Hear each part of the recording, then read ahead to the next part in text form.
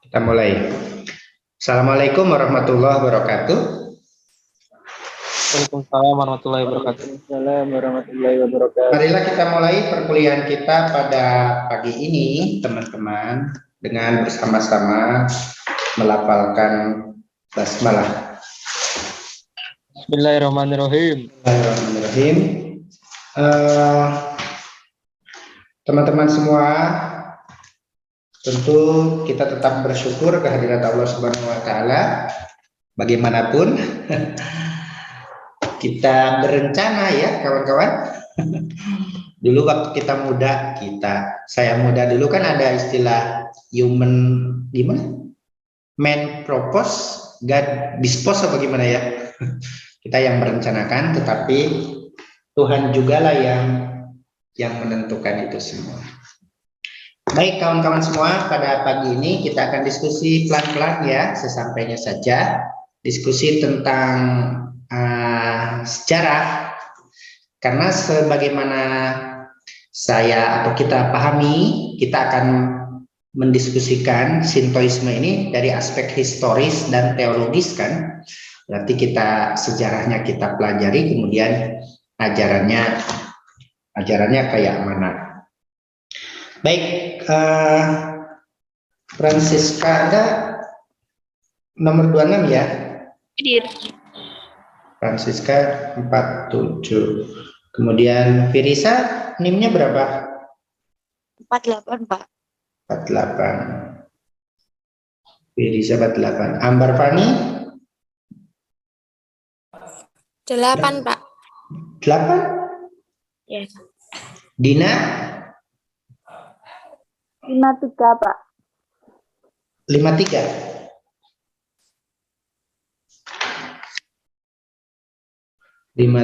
Dina. Fahmi berapa Fahmi?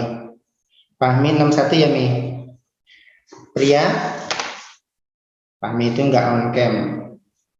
Pria sudah. Farah berapa? 45, Pak. Anissa Dardiri? Nomor 37, Pak. 37. Anggita? 7, Pak. Berapa? 07. James Bond. Nelly? 05, Pak.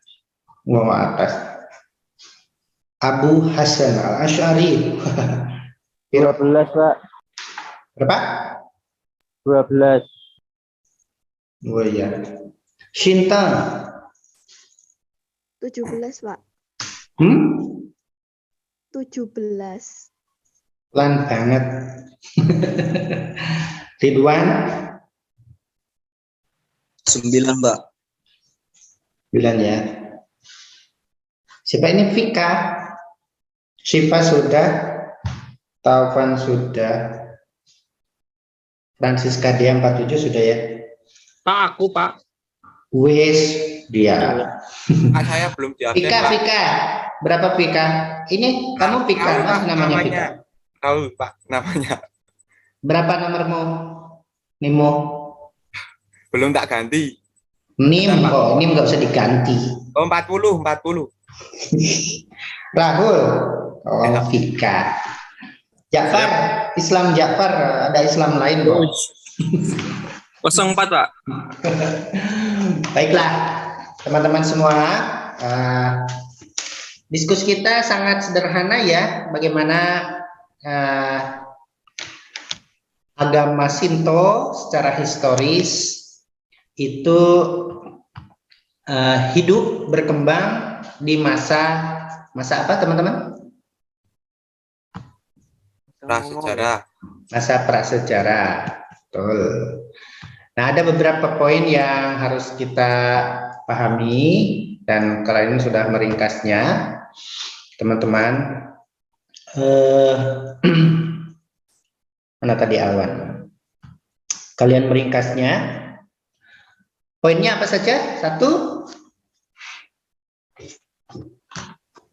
Ciri-ciri umum masa prasejarah menurut para ahli, Pak. Pendapat para ahli tentang bagaimana agama Shinto di masa prasejarah ini kan. Dan yang kedua apa? Dewa pada masa prasejarah, Pak. Gimana Krisa? Dewa pada masa prasejarah. Dewa-dewa agama Shinto pada masa prasejarah. Dan bagaimana ya implikasinya yang ketiga? Diskusi apa kita? Implikasi kemenangan suku Yamato. Nah, sampai sekarang ya hebat ya. Suku Yamato bisa menang pada masa prasejarah sampai bertahan kekaisarannya sampai sekarang. Hebat ya. Dengan kemajuan IT semacam itu, tapi aspek sejarah, aspek keagamaan, teknologi canggih Jepang, mereka tidak banyak mengotak-ngatiknya gitu, melestarikannya sampai sekarang. Seperti yang kita diskusikan kemarin ya, di kepercayaan atas tulang belulang, kemudian obon, itu menjadi tradisi mereka. Bagaimana ada Tuhan toilet, makanya mereka cantik-cantik, ganteng-ganteng ya. Concern dengan itu. Yang ketiga, Simbol tradisional suku Yamato. oke, legenda utama atau tema-tema utama legenda suku Yamato ini kayak mana? Termasuk bagaimana kejadian alam. Ya, kejadian alam kepulauan Jepang itu macam mana toh? Nah, di situ dijelaskan. Kemudian simbol-simbol tradisional suku Yamato yang masih dipegang sampai kekaisaran Jepang saat ini. Baik, untuk yang pertama tentang, maaf ya kalau udah ini alatnya berserakan. Yang pertama tentang pendapat para ahli sejarah tentang bagaimana perkembangan agama Shinto di masa itu. Siapa yang mau sharing? Menjelaskan resumnya, silakan. Halo, ayo kawan, ada? Ya, Pak. Ya, Adrian. Di ini Pak, enggak Pak. Gimana? Enggak Pak, lanjut Pak.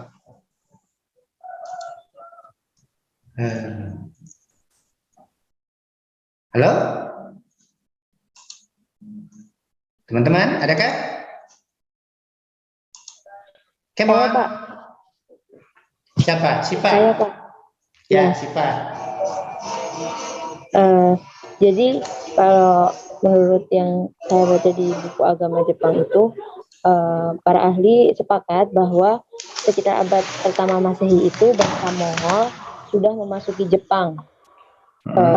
Jepang Selatan dan Tengah melalui Korea. Kemudian mereka mengorganisasi diri menjadi suku-suku kecil. Nah ini karena mereka tidak menjadi besar, maka mereka tidak menguasai negara Jepang. Kemudian beberapa kemudian suku Yamato ini berhasil menguasai wilayah Jepang tersebut. Sebelum kapan itu suku Yamato? Kapan sih Pak suku Yamato menguasai wilayah Jepang? Jadi ini beberapa abad setelahnya berarti abad ketiga ya, Sipa. Oh, abad ketiga ya. Terus? Kemudian setelah pada abad ketiga tersebut, suku Yamato berhasil menguasai wilayah Jepang sebelum agama Konfusianisme dan agama Buddha sebelum masuk ke Jepang. Jadi suku Yamato ini membawa agama asli Jepang sebelum terorganisasi dan baru merupakan kumpulan tanpa nama dari berbagai pemujaan alam, arwah nenek moyang, dan shamanisme yang menjadikan kehidupan sosial masyarakat Jepang ini digambarkan oleh kata Matsuri Goto atau istilah yang tepat itu berarti pemerintahannya itu bercampur dengan keagamaannya. Tidak ada pemisahan antara Pemerintahan, agama agama dan pemerintah. negara. Dalam sistem pemerintahan modern disebut apa kayak gitu itu? Teman-teman. Teokrasi ya. Oh. Nah, kayak di Saudi sekarang, di Jepang kan teokrasi toh. Oke, sip. Terus? Jadi karena di Jepang itu setiap suku memiliki dewanya sendiri yang kadang-kadang dianggap sebagai nenek moyang, maka kepala suku Yamato tadi itu menjadi selain menjadi pemimpin Jepang juga sebagai pendeta tertinggi gitu Pak.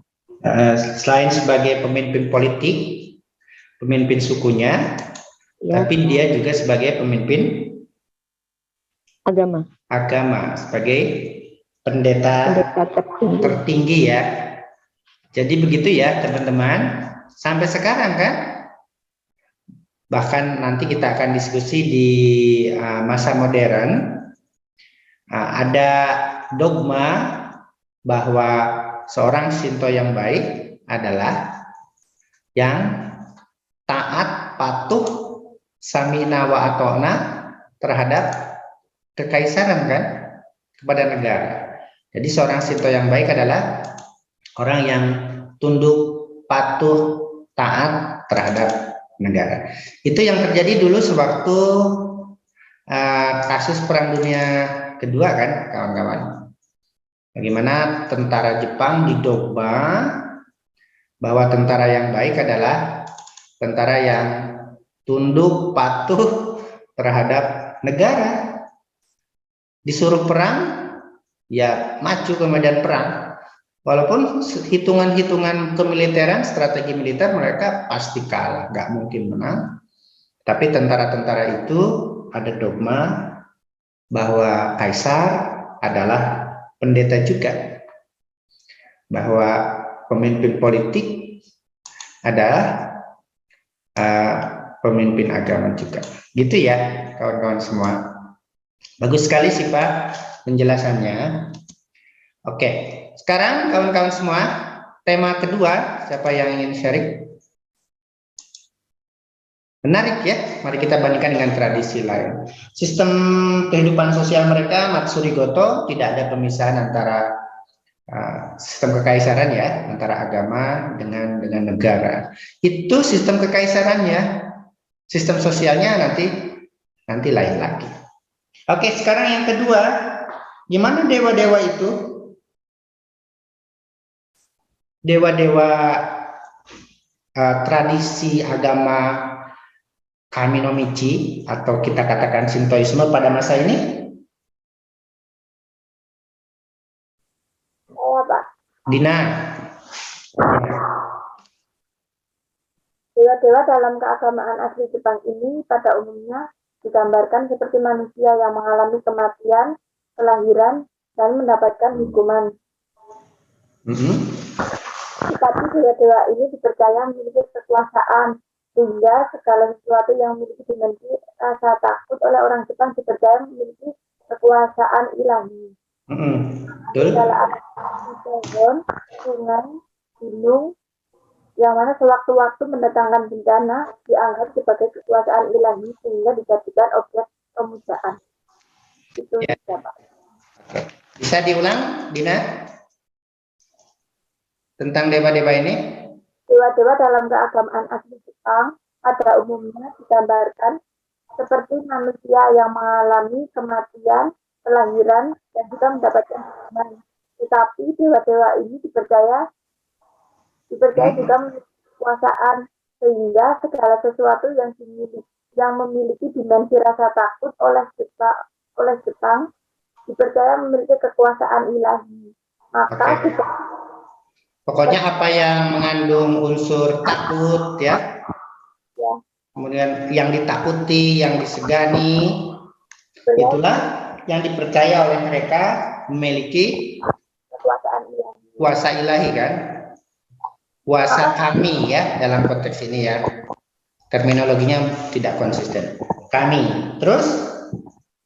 Maka segala alam seperti pohon besar, sungai, gunung, yang mana sewaktu-waktu mendatangkan bencana, oleh orang Jepang ini dianggap sebagai kekuasaan ilahi, sehingga dipercaya sebagai objek pemujaan.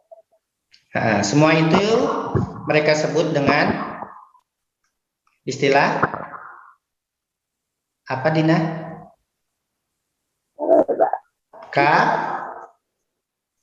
Kami. Kami, ya. Bukan kami. Oke.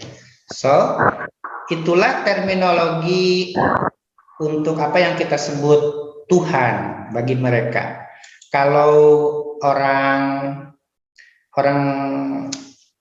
India, agama India apa menyebutnya?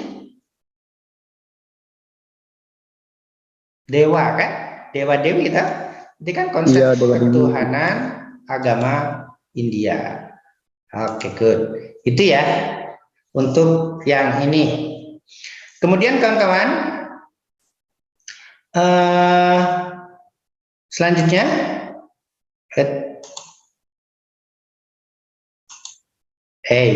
malah muncul ini. Maaf, kepencet. Selanjutnya tema yang ketiga, teman-teman semua. Yang ketiga nih yang menarik karena itu menjadi apa, teman-teman? Menjadi ajaran yang dipegang sampai sekarang. Tentang legenda. Tema-tema utama legenda suku Yamato. Oke, siapa yang mau sharing? Siapa? Halo? Abdul Muksid, Pak. Muksid. Nimu berapa Muksid? 62. 62. Oke, gimana toh? Yang legenda. Pelan-pelan Muksid. Gimana? Ya, siap. Ya, Pak. Oh, maaf. Implikasi kemenangan suku Yamato terhadap perkembangan selanjutnya keagamaan bangsa Jepang. Jadi suku Yamato ini adalah suku yang dianggap lebih tinggi, Pak, di Jepang itu daripada suku yang lain. Terus? Ini dikarenakan kemenangan dalam menyatukan keberagaman bangsa Jepang yang dipersatukan dalam pemerintahan agama. Dianggap lebih unggul ya? Ya, Pak. Terus? Dengan pusat peribadatan Dewi Matahari. Apa bahasa Jepangnya Dewi Matahari? Lupa, Pak. Apa? Loh, itu terkenal di film-film. Amaterasu atau Kami no Amaterasu. Kami itu dewa kan? Menjadi pusat apa? Oh, kayaknya itu di Naruto ya, Pak? Oh iyalah, itu film Jepang ya, iya. Betul. Amaterasu menjadi pusat apa, Muksid? Saya nggak suka nonton Naruto ya, Pak. Bukan, di teks ini kok saya juga nggak tahu film itu. Menjadi pusat pemujaan. Segala kepercayaan di situ. Itu implikasinya. Terus? Jadi kepala suku Yamato ini akan secara otomatis menjadi kepala negara. Kepala suku otomatis dia sebagai dan juga jadi pendeta bagi seluruh. Oke, sebagai pemimpin politik dan agama toh? Pendeta ya, Pak? Iya, pemimpin agama ya, pendeta. Masa tukang parkir. Terus apa lagi? Sudah, Pak. Masih banyak. Siapa yang mau menambahkan? Halo?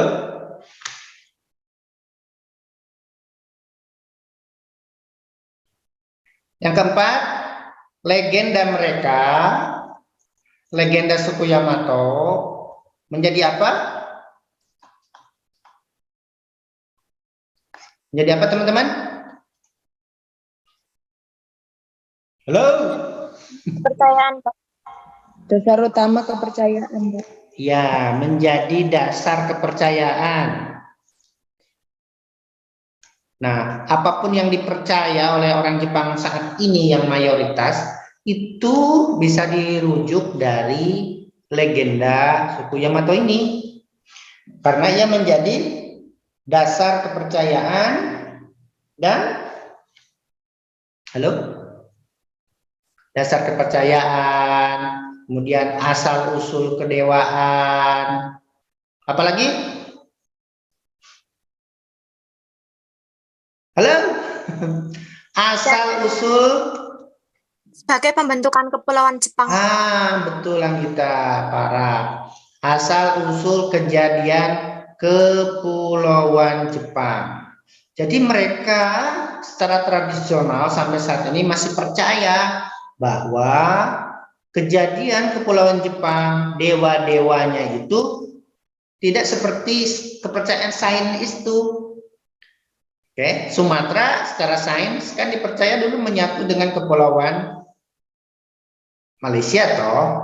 Tanahnya sama, tanamannya sama, sawit, karet. Orang Jepang enggak percaya itu. Teori Gletser itu enggak percaya. Yang dipegang adalah legenda suku Yamato ini. Bagaimana asal-usul kepulauan Jepang beserta dewa-dewanya lengkap. Oke, beserta dewa-dewanya lengkap. Itu satu paket. Silakan siapa yang mau menjelaskan tentang ini dia yang sekarang tentang tema utama legenda suku Yamato. Siapa? Firisa, Anda mau jawab kayaknya? Sudah mendekat ke HP. Ya. Jadi mereka itu percaya bahwasanya langit dan bumi itu merupakan simbol atau prinsip dari laki-laki dan perempuan yang tidak. Pelan, Firisa. Kan baru mau sini kan dekat. Pertama apa, Firisa? Jadi mereka itu menjadikan simbol atau prinsip laki-laki dan perempuan tuh awalnya tuh salah satu yang tidak bisa dibedakan. Kemudian muncul unsur ringan dan langit dan bumi gitu toh, Firisa? Iya, Pak. Sebagai simbol laki-laki dan perempuan awalnya itu satu. Iya, Ini Pak. yang laki-laki yang mana? Yang langit, yang perempuan bumi. Nah, kemudian yang kedua? Setelah itu ada unsur ringan dan juga unsur berat. Yang mana unsur ringan itu membentuk langit dan unsur berat itu membentuk bumi.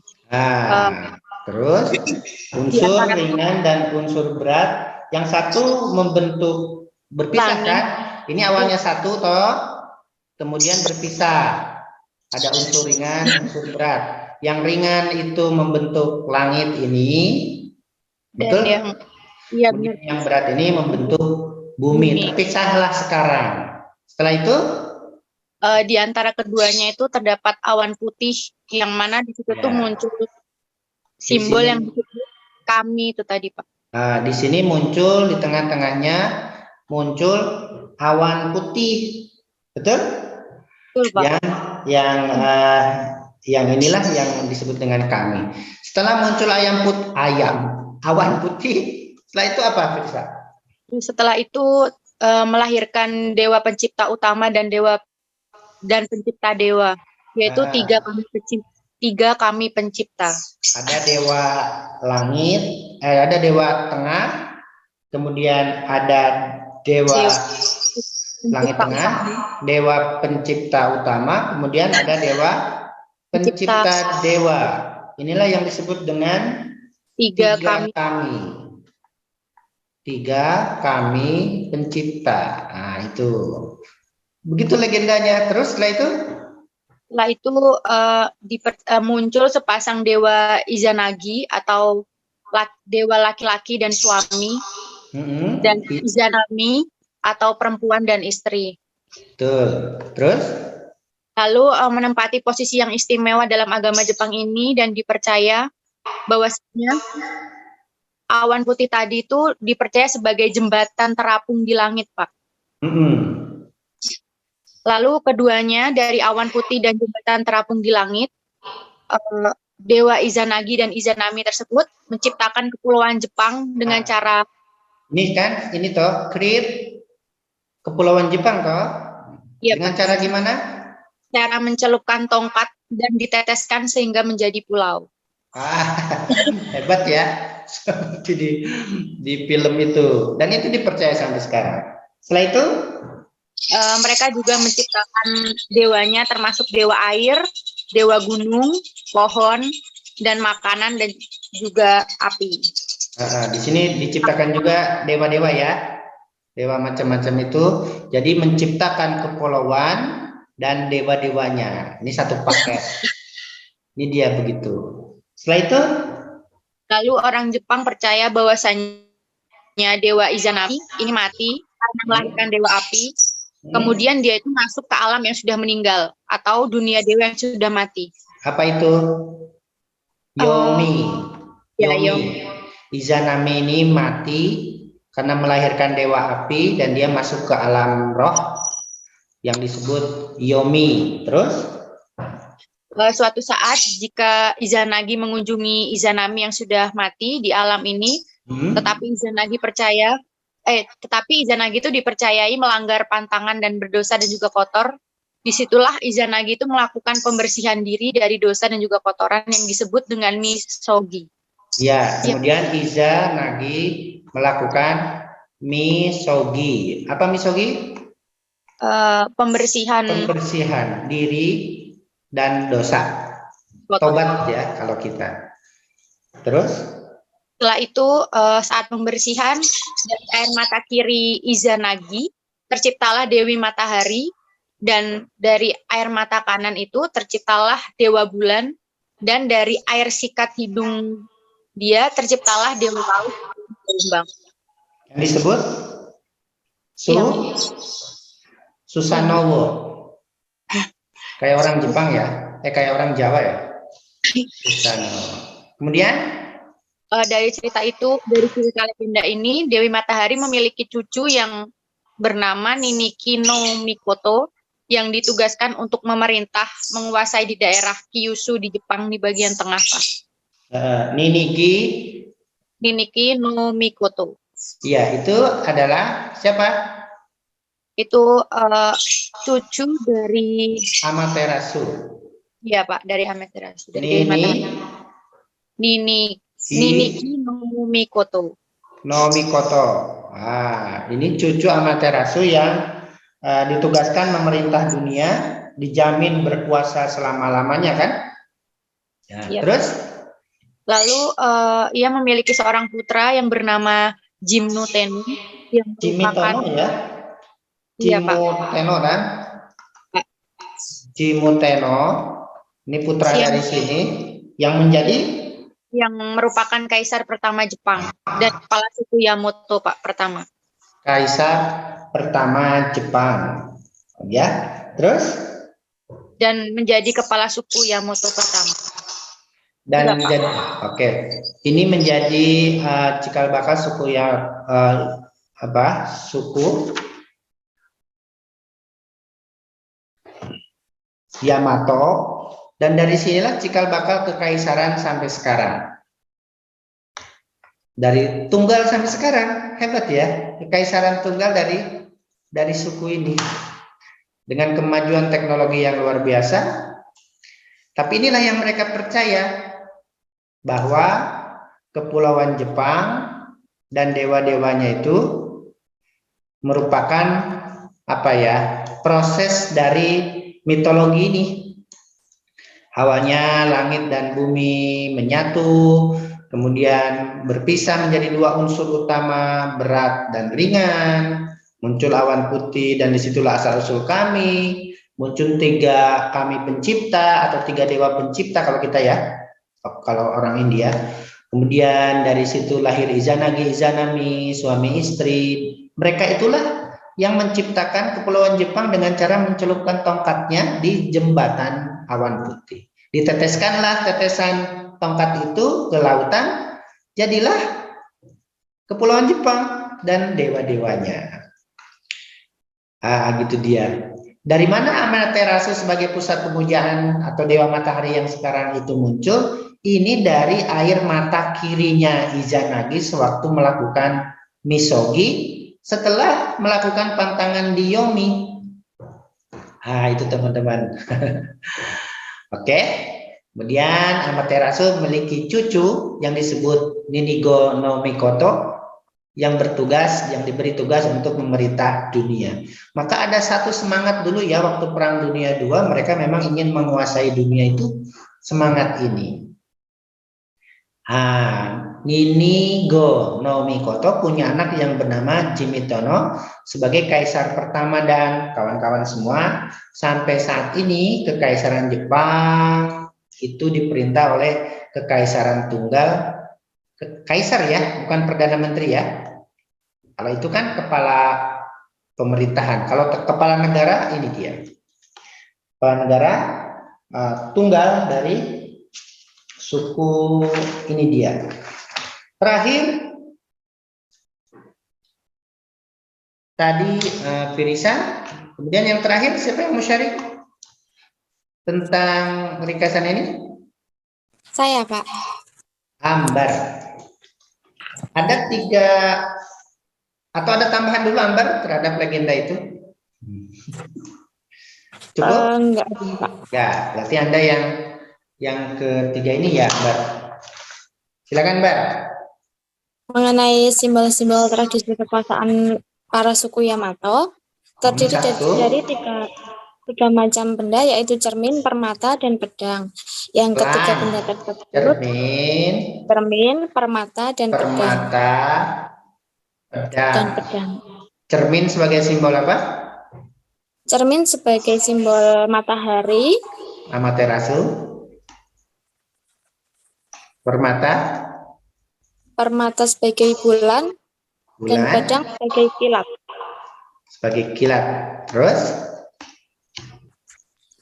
Dari ketiga benda tersebut dianggap sebagai simbol kekuasaan yang diberikan oleh Amaterasu kepada cucunya, yaitu Ninigo no Mikoto. Oke, ketiga ini adalah benda-benda atau simbol yang diberikan oleh Amaterasu kepada cucunya yang dulu. Oke. Ninigo no Mikoto. Kita banyak istilah-istilah baru nih. Kalau ingin ngasih nama nanti Ambar Pani ya. Yomi ya, Yomi itu alam kesucian. Misogi itu tobat. Yomi Misogi. Terus? Nah, kemudian selanjutnya mita tentang Dewi Matahari tersebut diterima oleh suku-suku yang lain dan kemudian menjadi asumsi populer untuk menjelaskan asal-usul bangsa Jepang. Oke, diterima oleh orang Jepang semua ya, dan menjadi asal-usul mitologi kepulauan Jepang. Kepulauan, dewa-dewa, kesucian. Tentu dari dewa-dewa ini memunculkan kesucian kekaisaran kan? Kekaisaran. Oke, itu teman-teman. Kemudian di teks itu kita dapat informasi bahwa Jepang mulai menerima pengaruh luar ketika abad ke-3 sampai abad ke-6 ya. Nanti akan kita diskusikan di masa sejarah. Tapi teman-teman, pengaruh itu ada dari Buddha, ada dari Konfusianisme, ada dari Tao. Cuma pengaruh-pengaruh itu tidak langsung dari Cina, tidak langsung dari India kalau itu Buddha, Konghucu juga tidak langsung dari Cina, tetapi melalui jalinan perdagangan hubungan dengan Korea. Kim Jong Un, Korea Utara ya, Kim Jong Un dengan Korea itu. Oke, makasih Ambar Pani. Ada yang masih mau menambahkan, teman-teman?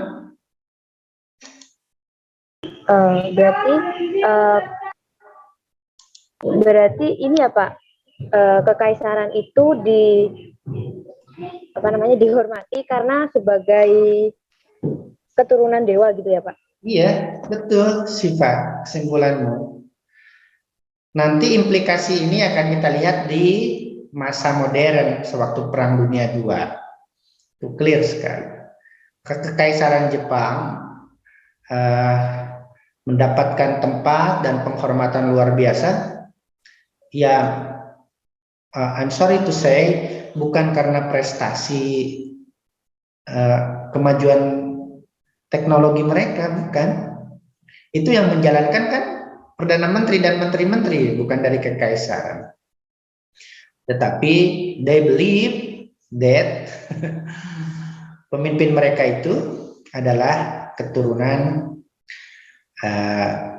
kalau ke atas gimana? Kalau dari bawah gimana? Tadi kan dari atas. Kalau dari bawah, Kekaisaran Jepang itu adalah keturunan Chimuteno.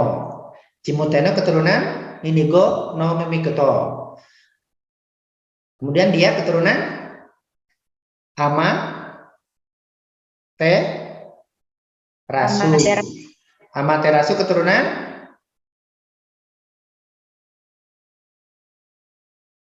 Izanagi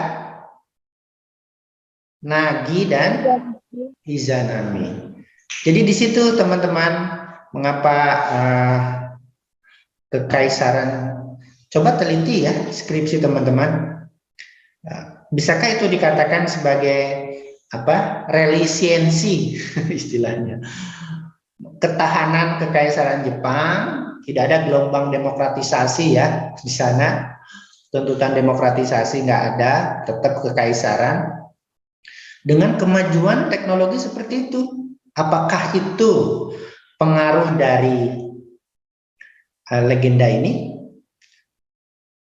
Tentu ya, ada asumsinya. Nah, teman-teman buktikan di penelitian. Karena itu, teman-teman semua, kajian-kajian humaniora, sosial humaniora di negeri Jepang itu tidak semaju riset-riset pengembangan-pengembangan teknologi otomotif terutama ya.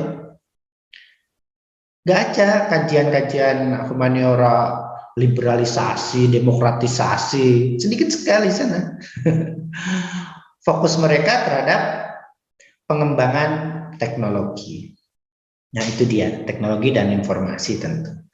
Betul ya Siva, kesimpulan Anda seperti itu. Ada lagi yang ingin bertanya? Iya, bertanya Pak. Ya. Ya itu berarti dari apa kisah tadi tentang kekaisaran itu masih masuk dalam agama Shinto berarti Pak ya? Iya.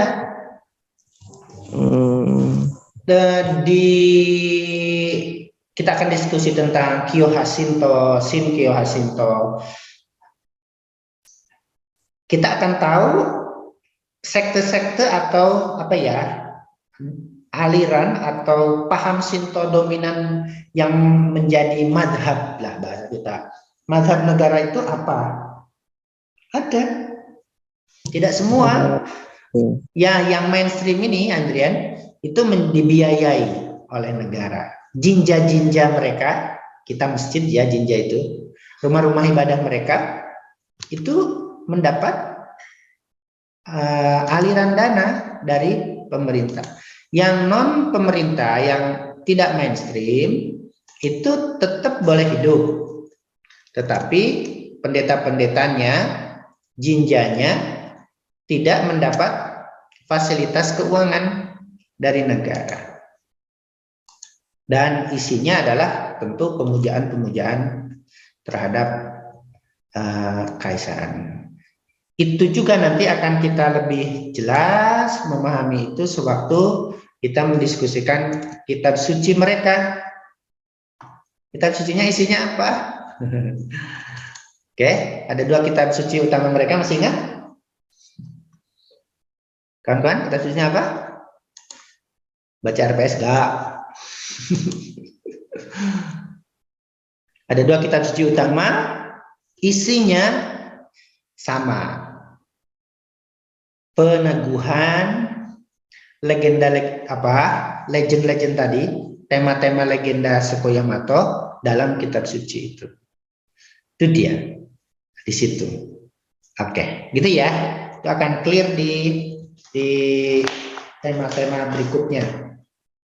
Tema kitab suci, di tema apa? Di tema upacara. Nanti kita ada harai, ada matsuri, istilah-istilahnya gitu ya. Harai, matsuri, agama bahasa Jepang bukan bahasa Batul. Ya, sebagai praktik mereka. Itu dia, kawan-kawan. Monggo, ada pertanyaan lain? Anggia, Pak. Ya, Anggia Priska. Berarti agama Jepang itu menyembah semua dewa ya, Pak? Bukan agama Jepang, nggak ada agama Jepang. Oh iya, Shintoism. Itu menyembah semua dewa, bukan hanya Dewi Amatsuri doang. Amat Dewi Suko? Amatsuri. Ora ono Dewi Amaturi. Amat, Pak, amat. Ya Allah. Amaterasu. Oh iya, Amaterasu. Amaturi ra ono. Kuwi jeneng pangan apa kowe? Ya, mereka dulu menyembah setiap hal. Ini kan masa prasejarah ya, yang dianggap memiliki unsur takut, unsur segan. Sama agama Jawa juga gitu kan, agama-agama lokal dimanapun. Tetapi seiring dengan kemenangan suku Yamato, pusat pemujaan, pusatnya menjadi fokus khusus ke Amaterasu. Maka kalau teman-teman masih punya kakek, saya masih sempat bercerita zaman penjajahan, dan meninggal kakek saya. Tapi selalu cerita zaman Jepang, zaman Belanda. Tiap pagi mereka membungkukkan apa teman-teman? Badan kan, berdoa menghadap bukan kiblat, mendapat matahari. Ini filosofinya. Mengapa? Karena mereka menjadikan Amaterasu, Dewa Matahari, simbol pemujaan paling tinggi. Itu Amaterasu itu sampai sekarang. Itu ya, Anggia, bukan Amatiru, Amaterasu itu. Mereka percaya itu. Jadi Dewa Amaterasu itu masih ada sampai sekarang. Teliti ya.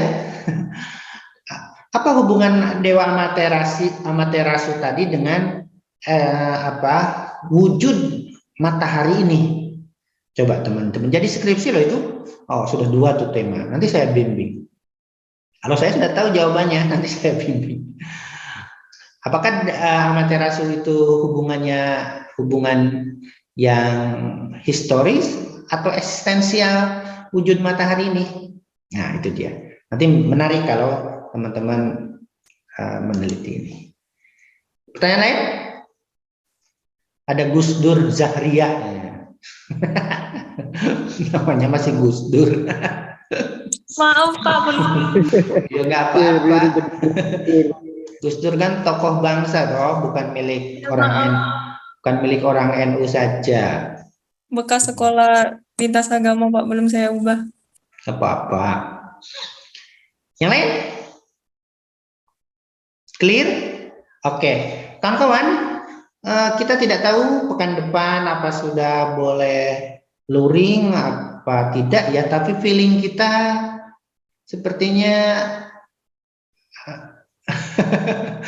angka COVID meningkat ya di kampung saya, mungkin juga di kampung teman-teman, di kampus kita juga. Mungkin kita masih harus siap dengan perkuliahan daring ini, maka di Zoom ini nggak usah lebih dari 1 jam ya, karena Kuota teman-teman sangat terbatas. Kalau kuota saya kan banyak. Kuota saya. Oke. Mungkin kita cukupkan dulu kalau sudah tidak ada pertanyaan. Tadi sudah saya absen. Sudah saya foto. Cukup dulu, kawan-kawan? Iya, Pak, cukup. Terima kasih semuanya. Maaf saya tidak bisa nyebut satu-satu karena banyak ya, tapi sudah saya foto di bagi itu presensinya. Yang aktif, terima kasih semuanya. Yang mendengarkan juga terima kasih semuanya. Yang pasti Anda sudah meresumnya. Tentu saya juga mohon maaf atas ketidakmaksimalan ini. Ya, anak saya juga sakit semua, teman-teman. Panas semua, Masya Allah. Anak-anak di perumahan kami pada sakit semua. Kalau di swab jangan-jangan. Kalau di swab ya, nggak sengaja nggak saya swab. Di swab auto positif ya. Nggak bisa lah. Baik, kawan-kawan semua, mari kita saling mendoakan ya. Kita semua tetap sehat, tetap ya sehat ya, terutama mahal sekali sehat. Karena saya percaya sehat itu bukan masalah kita menjaga kesehatan, tapi juga karena doa dari kita semua antar kita, tentu perlindungan dari Allah Subhanahu wa taala ya, bukan hanya usaha manusia kita.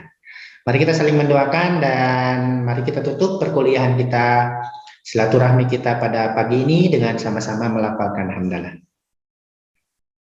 Alhamdulillahirabbil alamin. Kawan-kawan, terima kasih. Assalamualaikum warahmatullahi wabarakatuh.